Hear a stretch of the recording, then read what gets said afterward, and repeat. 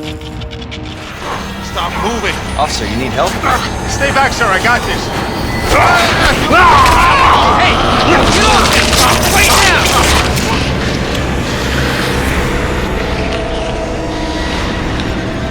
Freeze! RE is no longer a subject taught in schools, but it is the divine power of Capcom. Thanks to their latest free upgrade for PlayStation 5, Series X, Series S and PC players, that light just got a little brighter. One of my favourite companies, engines and developers continues to become more unique and forward thinking. Being one of a shrinking crowd that rolls their own tech after struggling at the start of last generation, moving from their MT engine into the frankly brilliant RE engine, proving to be incredibly versatile, efficient, scalable and modular, giving us high quality fighting games in Street Fighter VI, open world adventure games in Monster Hunter, and action platformers in Ghouls and Ghosts, and even a retro emulator. This cross-gen multi-platform, it never seems to stop surprising me in what it can deliver. It seems to do it all. And now ray tracing has been improved and backported into Resident Evil 2, 3 and 7, along with new global illumination, bouncing the light around the room and improving visual quality and materials. We also get a total of 3 modes now, of which one is the standard mode, no RT there, and then a high frame rate mode at 120 FPS as a target. And with such a physically based rendering solution from character models, superb rigging, motion capture, motion blending, all of which is encompassed in the real-time cinematics and gameplay. Overall, the energy consumption materials, the photogrammetry and the creation process, all of this works superbly across all of their titles. It seems to literally do it all, as I say. Ray tracing always seemed a perfect fit. Announced before launch and paired with Nvidia's RTX brand, it slowly faded away, only to crop up earlier this year, and here we are. Even the little Series S gets a full slice of RT and 120 FPS, but pixel counts first. PlayStation 5 and Series X show no signs of reconstruction or interlace, as it's called in the PC mode here. And both modes, in fact all 3 modes, seem to target fully native 3840 by 2160. Now, as I covered in the original analysis of the title, the link is in the video below, go and check those out. The title itself definitely used a reconstruction checkerboard type technique, which was called interlacing in the menu, but I don't believe these next generation or now generation consoles are doing this.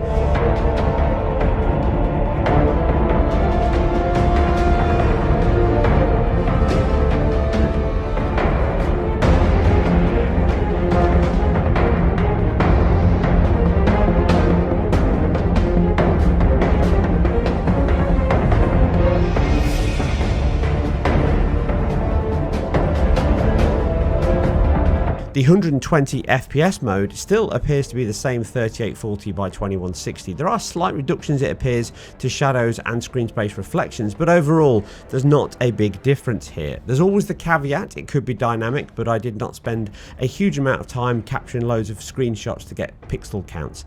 The Series S likely targets 1440p, at least that's what it does in the non-ray trace mode. 2560 by 1440 is its highest point, but it's generally not there in the other modes. So I would suggest that it actually targets 2240 by 1260 because that's what I count in both the ray traced mode and the 120 FPS mode. So there you go. The ray tracing does improve a lot of the fidelity of the title. One of the big issues, certainly more on the PlayStation 5 versions and the PS4 and the Pro, because that seems to have a heavier dithered reconstructed SSR than it does on the Xbox consoles. That means that it looks very bad, but all of them do because they just break up, fall apart, get occluded all the time. All of the issues and artifacting that comes with the reconstruction technique, and then that TAA smear, and how quickly they draw off within the frustum, all of that can be quite noisy as you play the game and quite obvious. So ray tracing fixes that 2 ways. One, it's much more stable and secure reflections, so you don't get them off screen, as you can see comparisons here. But in addition to that, they also change the drop off and the contact hardening, the reflectance level of each material, and that can change some materials, the lighting, the construction of scenes throughout the title, as you can see with my comparisons, quick comparisons here. And that does work a lot better, like I say, bringing it back to the engine and the way they create their PBR based materials. That energy consumption does improve the quality. But it obviously doesn't transform the title at that level. This is certainly a backport into the engine, and it's matching the highest that it does on PC, which has also got this version, as you can see here. The PC tends to quality gets cut back a little, slightly the resolution, which is higher at the highest point on PC, but the actual range of which reflections are drawn and the cutoff point for that contact reflection, all of that is the same as the highest setting on PC. The GI also looks to be the same, which effectively increases the light bounce and creates darker areas as well to stop light bleed and the issues you can see on screen here. So overall, it's a nice boost, but it is much better on the Series X and the PS5 due to the resolution increase. But it is quite hungry on performance, which is where we'll go to next.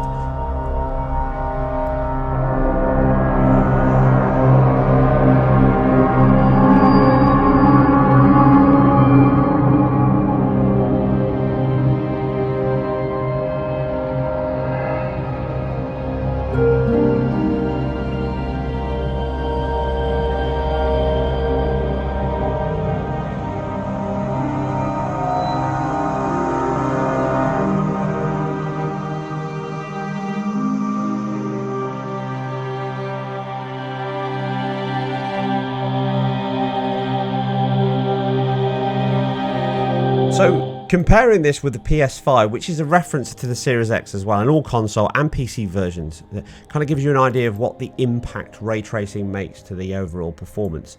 So the non-ray tracing mode, again, which is just the same resolution as ray tracing, but obviously that is not enabled, so that means you get worse reflections. SSR, you don't get any GI bounce, and you can see even on this shot, look at the light bouncing up darker areas. All of that stands out in certain scenes, so long as you're comparing it.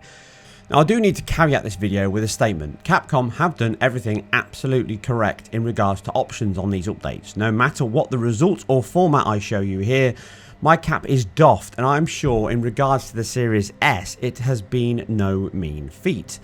But there are performance issues, unsurprisingly, and in terms of the ray tracing mode, they start off pretty even, as you can see here, but then they start to get progressively worse, to the point where you can see sub 30 FPS on all three consoles in the ray tracing mode in very select sections. Now, all consoles run VRR, all three consoles run VRR, but in the ray tracing mode, it doesn't work because it can fall heavily below that point. You can see sections now with the PS5 where it's just staying within that 48 FPS, and that will fix it. But then you'll get points where it will drop right down to 30 FPS, and like I say, in very heavy sections, even below that. There's an example in a minute you'll see with the Series X where I tried to line up. I get grabbed by two characters, not one, but that's me trying to line everything up. I can't get everything bang on. It does the same thing on the PS5 when you grab by two characters because there's lots of geometry. It's a per pixel solution. It's memory bound because the ray tracing, the BVH that's being used will eat up far more RAM, and we can see that in the Series S as well. And that means you end up being double buffered because the title is, and then it drops down at staggered points. So down to 30, down to 20, and you can see that on the Series X comparisons here. So this means that in heavy combat, or at least heavy lighting sections, it will generally be sub 40 FPS or at least sub 50 at best, and that means that the VRR that both consoles support, all three consoles support, don't fix it because it can generally fall way below 48 and even 40 in the Xbox One's case, so you're generally still feeling the judder and stutter. Overall, the Series X performs ever so slightly better than the PS5 in this ray tracing mode, but not by anything you'd notice, but it's, well, arguably, I'd say, actually, saying that, it's probably margin of error if you really look at it. And that's very similar to, well, it's identical to the non-ray tracing mode, where it's just a lock 60 on both consoles. There's not one single dip. It's perfect. And that's because the 120 FPS mode gives us a clear view of what's available on the headroom. So I always say this about consoles and the amount of headroom available. Just because it's not running above 60 doesn't mean it can't run above 60. Obviously, they cap it with a lot of headroom to get a lock 60, as we're seeing here. 120, the same sections that drop down to mid-20s don't go any lower than 86, 85. So that's a good example of the kind of headroom that's available here. Like I say, there might be minor tweaks, but it kind of all plays out in terms of how this game is stacking up and how impactful ray tracing is with a quick look at the PC version. But I will be doing a much deeper dive into this title and all the other titles very, very soon over on IGN. As it stands at the moment, the 120 FPS mode is the most consistent of the lot. or at least it's got the best performance of the lot and therefore input latency. But the 60 FPS mode is pretty much identical because it's a locked 60 from all my tested sections.